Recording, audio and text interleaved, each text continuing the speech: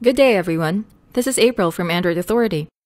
HTC made the first Nexus phone, Samsung made the second and third, and LG has just recently taken its turn with the fourth in the form of the Google Nexus 4. With the Samsung Galaxy S3 GT i9 300 currently among the most sought-after phones around the world, does the Nexus have enough beef and charm to steal some of the limelight from Samsung's phone? Let's talk about that in the rest of this review. Physically, the two phones have almost similar size and girth.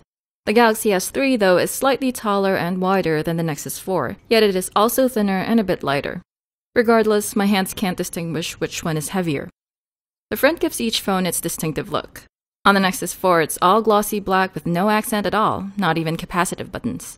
It's truly minimalist, reserved, and somewhat mysterious. I actually like this kind of sly and seductive ambience on the Nexus 4.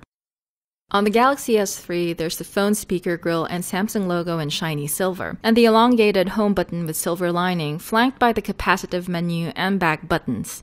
Compared to the simple and plain front on the Nexus 4, the Galaxy S3's front appears a bit busy but without compromising style or class. The thing I like most about the Galaxy S3's front is its black-blue theme, coupled with the brushed metal finish on its bezel and on its plastic frame.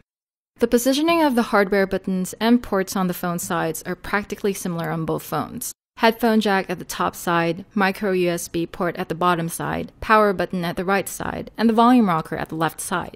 One difference between them is that the Nexus 4's SIM tray is also here on the left side.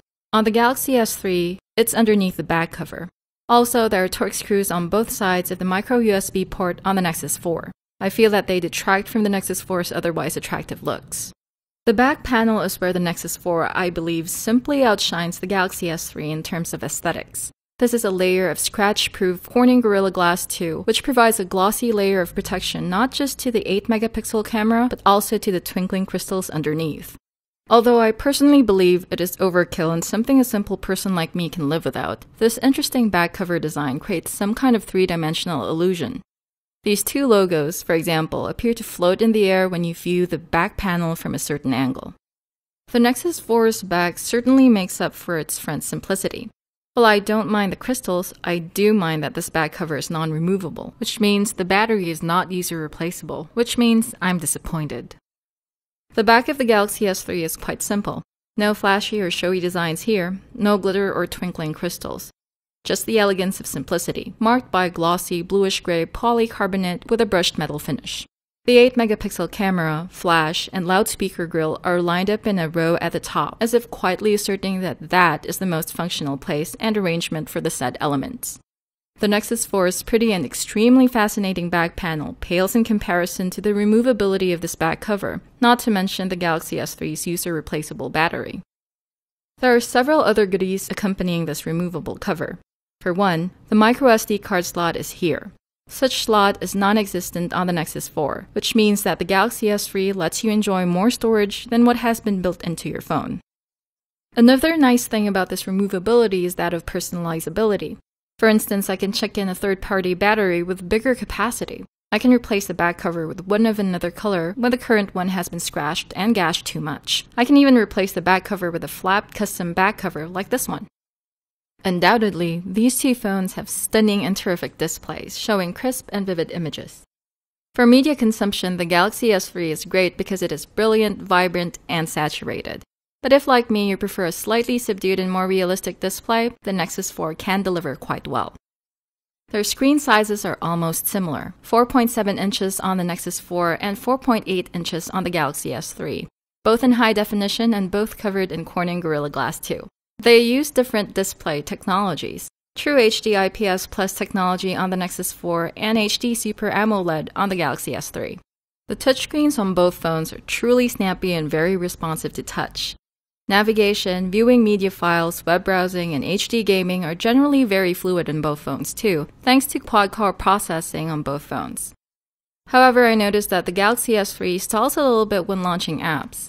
I also observed some minor jitter when scrolling web pages on both phones.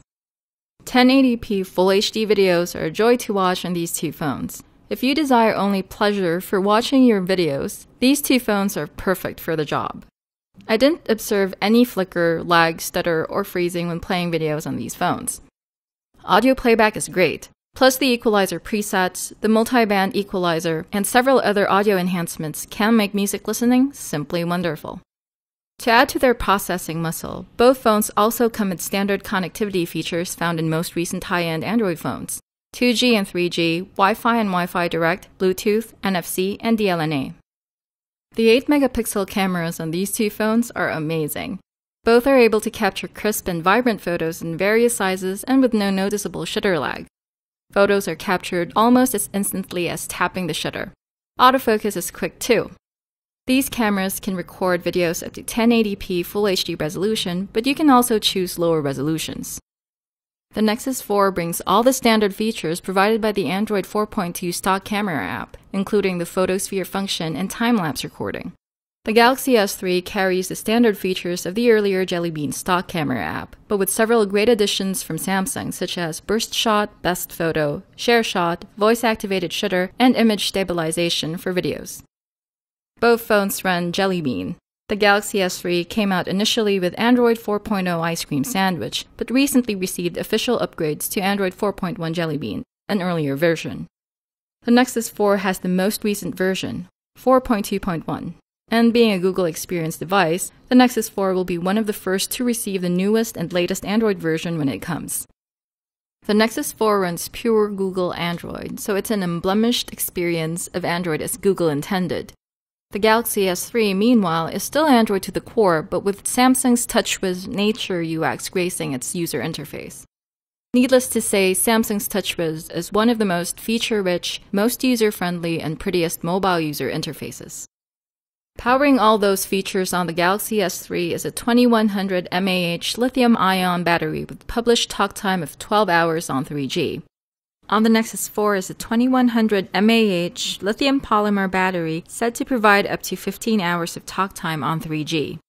In theory, these batteries supply enough power to last beyond usual working hours, but then again, these are estimates, and the battery life on your phone will depend on your actual usage pattern.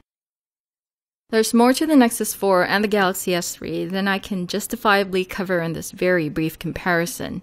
I've discussed most of their major highlights, and I hope you'll be able to make up your mind, get off that fence, and decide which one of these two you're going to spend your hard-earned cash on. What is it going to be for you? Google Nexus 4 or Samsung Galaxy S3? Leave a comment and let us know. Get more Android news and reviews from AndroidAuthority.com and from our YouTube channel. This is April from Android Authority. Thank you for watching, and may the light side of the Android force be with you.